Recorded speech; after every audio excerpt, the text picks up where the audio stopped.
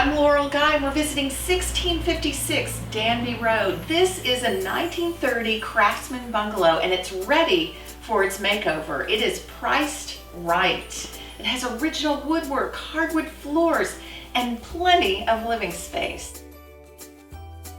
This South Hill Craftsman is a 1930 Sears kit home. Yes, it's seen better days, but it won't take much to bring it back. Paint the exterior, do cosmetic updates in the kitchen and baths, and you can make it just the way you want it.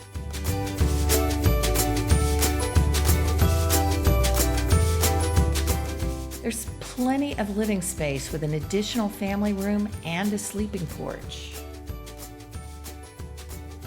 And upstairs are 3 more bedrooms and a bath.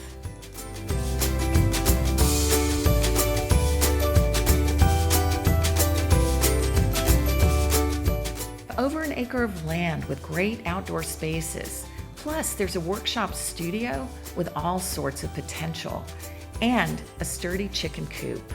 1656 Danby Road is only 5 minutes to Ithaca College, 10 minutes to downtown Ithaca. The price is right.